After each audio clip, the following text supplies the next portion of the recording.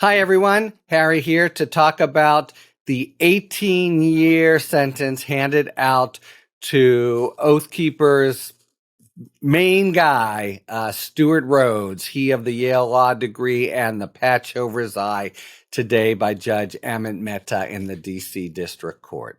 All right, so first, 18 years. That's by a fair bit longer than any sentence in the January 6th debacle, and it's certainly based on his relative guilt. Is deserving. The judge looked at what other cases have been brought. There's been one that's been for more than 10 years, but that's it. You can also look at the sentences handed out for insurrection, which he is what he was adjudged to have done, also very justifiably. That's a little complicated legally how that worked out under the sentencing guidelines. It's such a rare charge, but it's clear that's what the judge did in imposing a six-fold upward departure. And over the last couple decades, when you've had charges like that, which are very, very rare, they've been about 10 years. So 18 years. He had asked for 16 months, citing his military service and a continued fantasy story that it the conflagration just kind of happened spontaneously.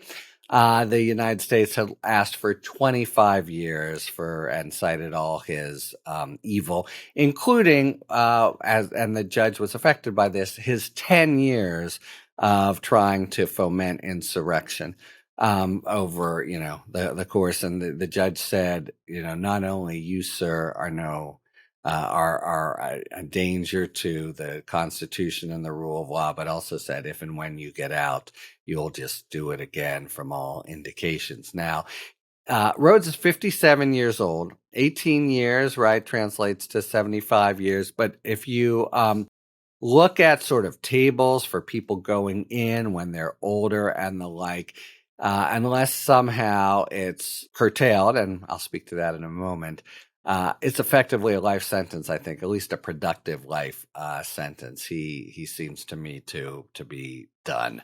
And couldn't happen to a nicer guy. Now, the most interesting aspect of the case and the sentencing was his own comportment, which his lawyers knew or was coming.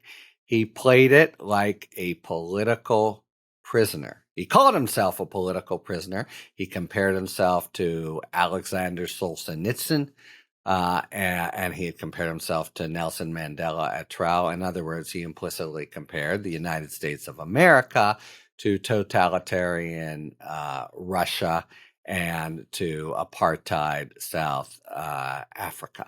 And he doubled down. He must have pleased Trump immensely. He doubled down on the notion that the election had been stolen and it's a corrupt nation.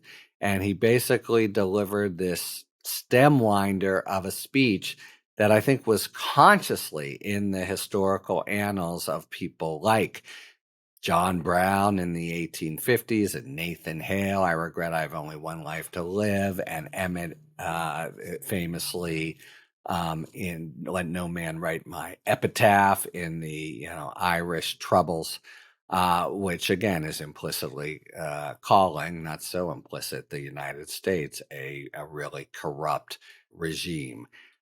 So that really was noteworthy. Now, why did he do it? Of course, he could really believe it. That would be one reason. But if you try to maybe suss out some logic to the Yale Law School graduates' thinking, he probably knew he was going to get a very long sentence no matter what, probably effective life sentence, and he was playing to history. Of course, I think he's playing to the wrong audience. I think history will only more and more show the injustice and violence of his cause, but also B, to Donald Trump. Whatever the odds are, we hope they are very, very, very, very, very, very, very long, that Trump will become president. in 2024, he just was completely obsequious to him, mentioned his name, totally took up his cause, said it had been corrupt. So would be, in the bizarro and corrupt Donald Trump world, a true candidate for a pardon.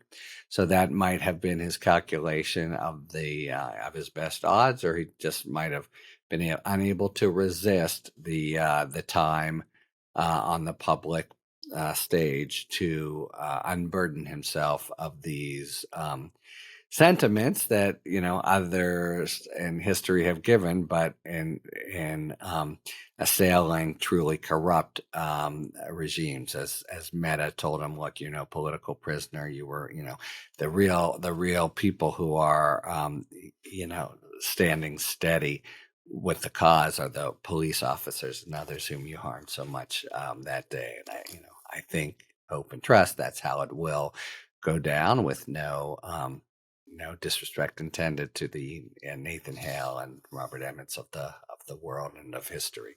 So he really played it as a jackass, and was true to his revolutionary fervor to the end, and now goes into jail for the rest of his productive life, I'd say, unless Donald Trump becomes president in 2024, at which point we would have as bad a problem as it might be to have Stewart Rhodes back on the barricades. Many more, much, much, much bigger problems. All right. Talk to you later. Thanks for tuning in. If you enjoyed this video and other Talking Feds content, please take a second to like and subscribe. Talk to you later.